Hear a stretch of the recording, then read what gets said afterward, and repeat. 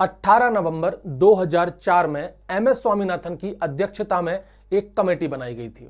इसे national commission on farmers या कहें राष्ट्रीय किसान आयोग का नाम दिया गया था। इस आयोग का काम किसानों से जुड़ी समस्या का हल निकालना था।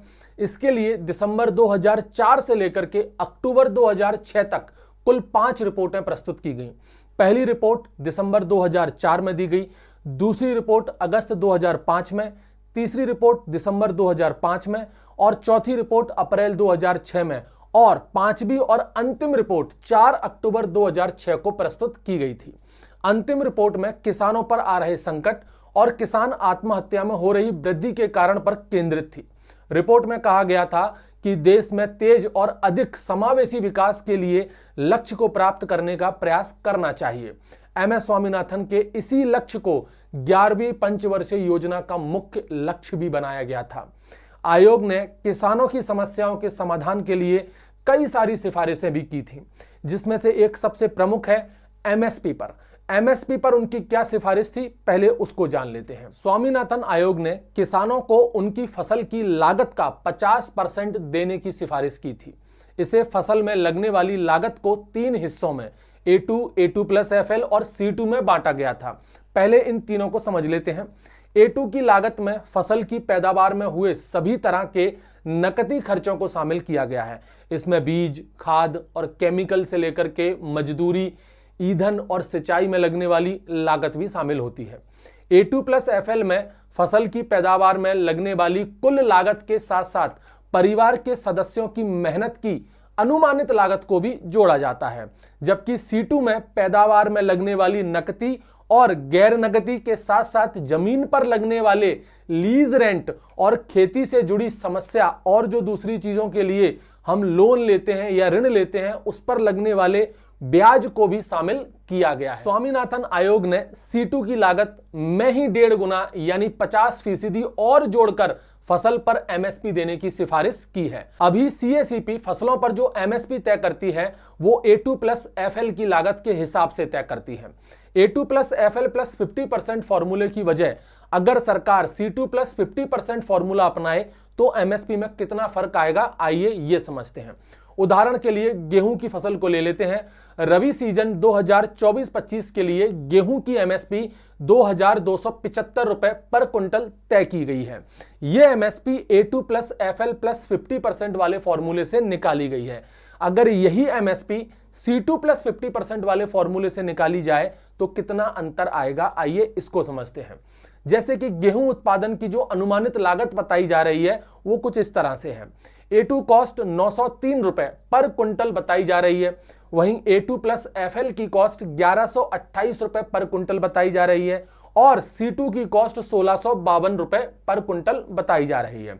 अब A2+FL प्लस 50% फॉर्मूला के हिसाब से गेहूं की एमएसपी 2275 रुपए पर क्विंटल निकल करके आती है। वहीं C2+50% फॉर्मूले से गेहूं की एमएसपी 2478 रुपए पर क्विंटल निकल करके आती है। मतलब 203 रुपया पर क्विंटल का अंतर साफ देखा जा सकता है। स्वामीनाथन आयोग में भूमि सुधार के ऊपर भी अपनी सिफारिशें दी हैं। वो कुछ इस तरह से हैं। आजादी के समय से ही भारत में भूमि आवंटन असमान रहा है। देश में गरीबी स्तर के 50% लोगों के कुल भूमि आवंटन का केवल 3% भूमि थी और ऊपर के 10% अमीरों का देश की 54% भूमि पर हक था।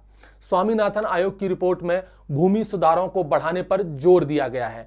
रिपोर्ट में कहा गया है कि अतिरिक्त और बेकार जमीन को भूमिहीनों में बांट दिया जाना चाहिए और आदिवासी क्षेत्रों में पशु चराने का हक दिया जाना चाहिए। स्वामीनाथन आयोग में सिंचाई सुधार पर भी कुछ सिफारिशें दी हैं। भारत में कुल बुवाई योग्य भूमि 141.4 मिलियन हेक्टेयर है।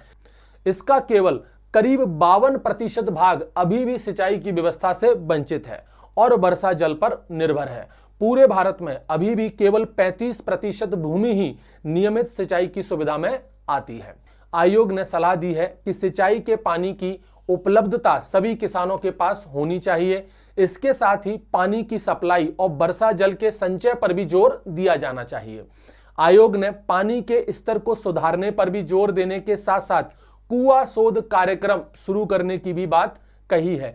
इसके अलावा मिलियन बेल्स रिचार्ज स्कीम को प्राइवेट क्षेत्र के माध्यम से विकसित करने की भी आयोग ने सिफारिश की थी। स्वामीनाथन आयोग कृषि उत्पादकता बढ़ाने पर भी जोर देता है। भारत में कृषि उत्पादों की प्रति हेक्टेयर विश्व के अन्य देशों की तुलना में बहुत कम है। यदि धान का ही उदाहरण ले लें तो भारत में धान की प्रति हेक्टेयर उत्पादन 2929 किलो पर हेक्टेयर है, लेकिन जापान में यही 6414 और चीन में 6321 किलो पर हेक्टेयर है। स्वामीनाथन आयोग में किसानों के लिए सस्ते कर्ज की भी सिफारिश की गई। यह किसानों को आत्महत्या के लिए मजबूर करने वाले सबसे बड़े कारणों में से एक है। इसलिए सरकार को किसानों को समय पर जरूरत के हिसाब से ऋण देने की सुविधाओं पर विकास करना चाहिए। आयोग ने कहा है कि फसल ऋण के लिए 4% की आसान दर पर ऋण की सुविधा उपलब्ध करानी होगी। कृषि ऋण को गरीब और जरूरतमंद तक पहुंचाना सुनिश्चित करना होगा। इसके अलावा लगातार प्राकृतिक आपदाओं के बाद किसानों को राहत प्रदान करने के लिए कृषि जोखिम कोष स्थापित करें। आपदाओं के दौरान किसानों को ऋण वसूली में छूट और सरकार की ओर से ऋण पर ब्याज देने की छूट सुविधा देनी पड़ेगी। स्वामीनाथन आयोग में किसानों की आत्महत्या की रोकथाम पर भी कुछ सुझाव दिए हैं। किसानों की आत्महत्या की घटनाओं को रोकने के लिए उन्हें किफायती स्वास्थ्य बीमा प्रदान करें और प्राथमिक स्वास्थ्य केंद्रों पर सुविधाओं को ठीक करें। राष्ट्रीय ग्रामीण स्वास्थ्य मिशन को प्राथमिकता के आधार पर उन इलाकों में और सक्रिय रूप से लागू करें जिन इलाकों में किसान आत्महत्या की घटनाएं ज्यादा हो रही हैं। किसानों की समस्याओं को ठीक से समझने के लिए राज्य स्तरीय किसान आयोग की स्थापना करें जिनमें किसानों को भी शामिल किया जाए। किसानों को कृषि के अलावा अन्य साधनों जैसे पशुपालन इत्यादि के द्वारा धनार्जन के लिए प्रेरित करना होगा।